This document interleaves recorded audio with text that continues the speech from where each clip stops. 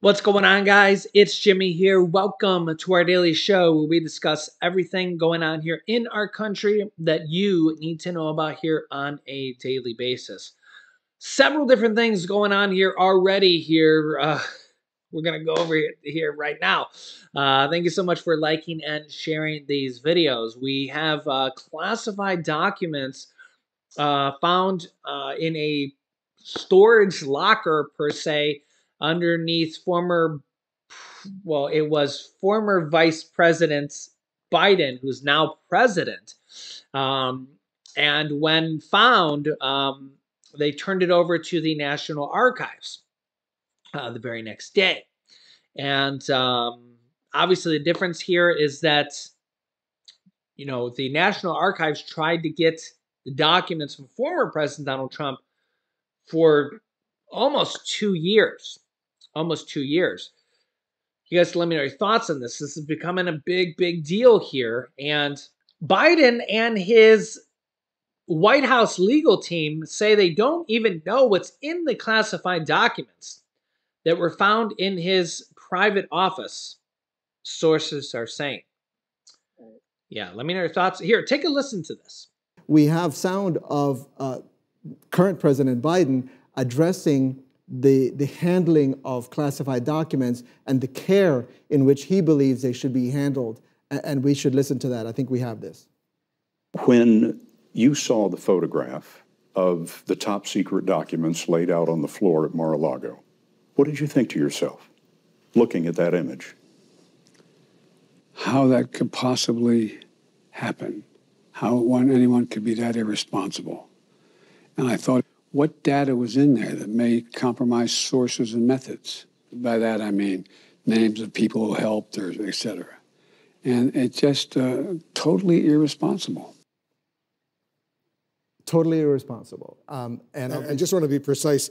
That was released on CBS 60 Minutes on September 18th, 2022, about a month or so before, maybe 2 months before they found similar documents at the Biden private office. Right, exactly. The president obviously was not, according to the statement that we received from the White House, was not at that point aware of the discovery of these items. But what it will call into question is, just as the president made this mistake, or someone made this mistake and transported these documents to the Penn Biden Center, just as easily someone could have done this in the case of former President Donald Trump. And the question to the Justice Department is, are you treating them differently? Obviously, the Trump investigation, we know, has taken a much different turn, right? You have months and months between where the archives was asking for these documents to be returned. We know that the former president basically thought that these documents belonged to him. He considered them personal. Because and he said he could declassify them just by thinking about it. Right. We've heard of various explanations for why this entire process happened the way it did. So we'll see whether the Justice Department views this case to be something that requires further investigation, whether this will become a full criminal investigation, or whether they will resolve it the way they have, which is by having a review done. Yeah, so let me know your thoughts here on this.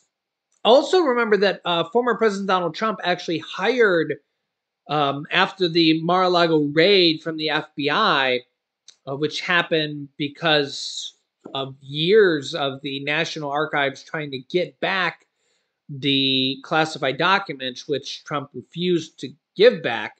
And eventually they had to file a subpoena, and he didn't comply with the subpoena. And then eventually they had to go and raid Mar-a-Lago to get the documents back.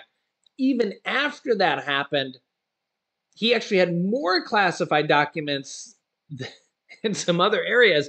Trump actually, after all the controversy, he realized that he didn't want this to happen again. Trump actually hired his own private investigators to go and search some of his other properties and areas, to search those areas, and they actually uncovered some documents, and Trump actually gave those back willingly after the Mar-a-Lago incident.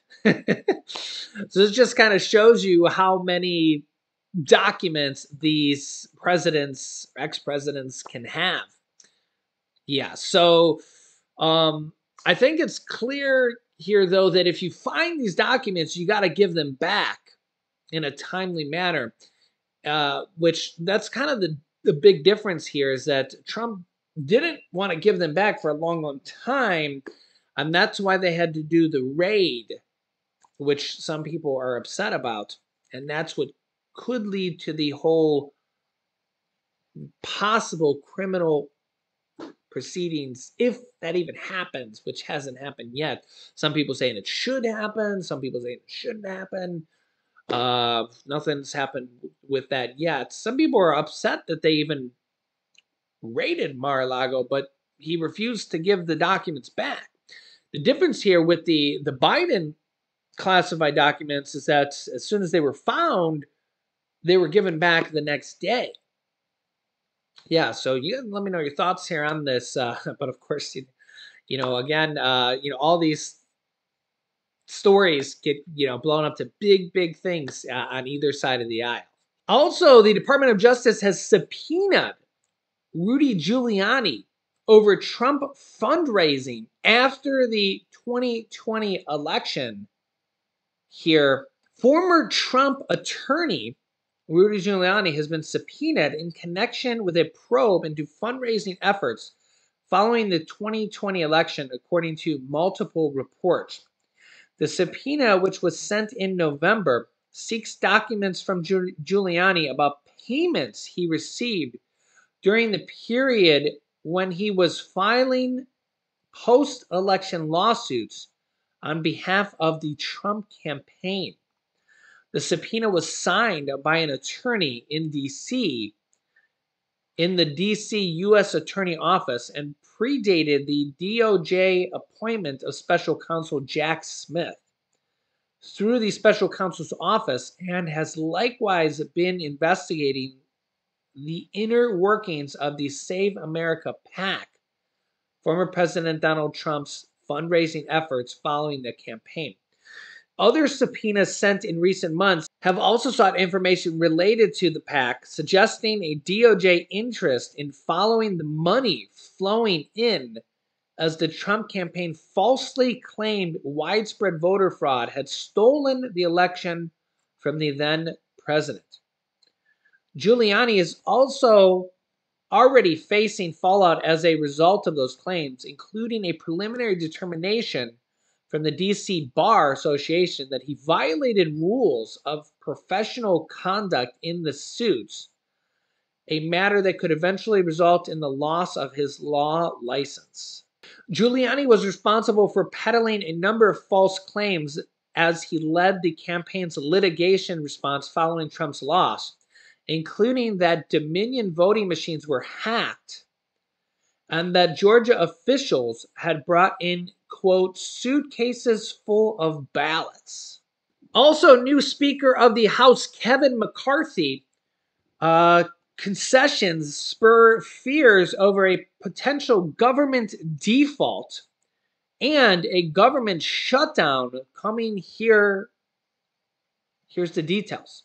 The concessions that Kevin McCarthy, Republican from California and leader of the Republicans and the Speaker of the House now, agreed to in a bid to appease conservative rebels.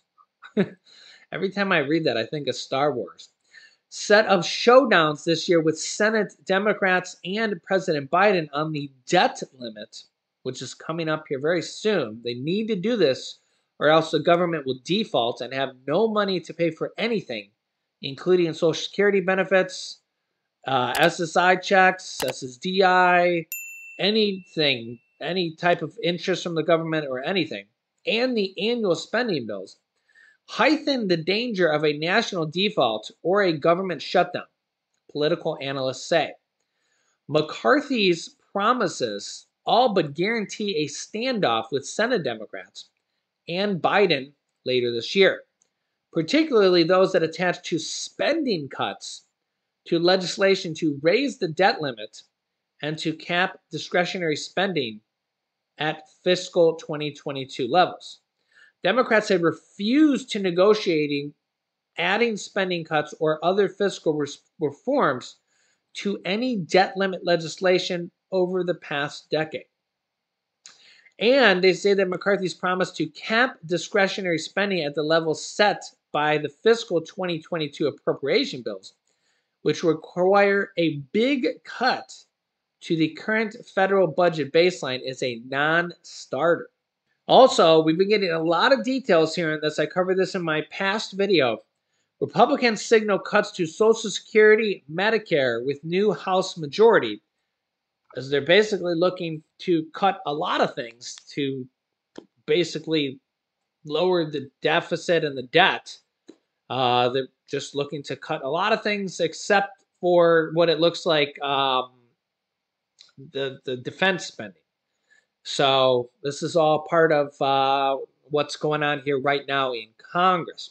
One Senate Democrat aide predicted a stalemate in spending negotiations this year and forecast that Congress will only agree to passing continuing resolutions that would keep federal spending frozen. McCarthy has pledged to pass the 12 annual appropriation bills individually, something that Congress hasn't done on time in decades. Sounds like a nightmare. Democratic staff director says, I don't think it's realistic at all, and certainly even if it is achievable, it's not desirable. On McCarthy's promise to cap federal discretionary spending at 2022 levels, Lilly noted that high inflation measured at 7.1% in November would increase the impact of cuts under discussion from House Republicans. The omnibus government spending bill passed in December, the $1.7 trillion bill, increased discretionary defense spending by 9.7% and non-defense, non-veteran related spending by 5.5%. So yeah, they increased defense spending by 9.7%. And remember that over half of that $1.7 trillion went to funding the military alone. It's going to be over almost $1 trillion here soon. The prospect of capping spending at 2022 levels has already set off a new round of infighting between conservative budget hawks and national defense-minded Republicans in the House who don't want to claw back new money approved for the Pentagon. The Republican conference is about to go to blows over defense cuts, predicting turmoil over spending is likely to result in a government shutdown later this year. I think it is very likely, given the number of shutdowns we've had in the past 30 years and the consequence of each of them. You'd think someone would get the message that this is not good policy and it's not even good politics.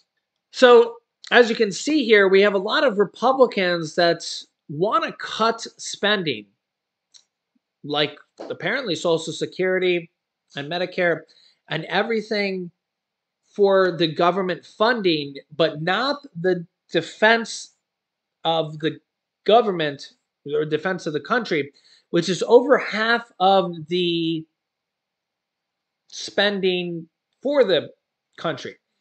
So, you think of the $1.7 trillion, that the defense bill was like $865 billion or something like that.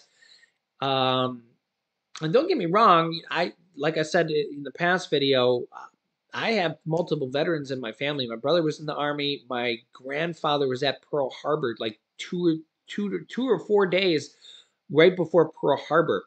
And so don't get me wrong, I fully understand we need to defend our country, especially with Putin out there. But they want to cut spending. They're talking about Medicare and cutting Social Security, which, I mean, we look at how many seniors can't even afford food or rent. The average rent nowadays, according to rent.com, is over $2,000 a month. And the average Social Security payment isn't even anywhere close to $2,000 a month. And that's just for rent, let alone food and electricity, gas, and all the other bills in life, right? Insurance and, burial policies and, things like this, right? So they want to cut. So they want to cut And yet, over half of the spending alone of this $1.7 trillion that it costs just to keep our government running is for the defense of our country. So if you don't want to cut that went up by, what was it, 9.7% or something like that. And they're saying that's off limit. That's going to go up every year. That's going to go up, actually. So we're not going to touch that at all. So we're going to cut, and it's going to come from all this other money, which a large portion of that is Social Security and Medicare and Medicaid and stuff like that. Where do you think the cuts are going to come from?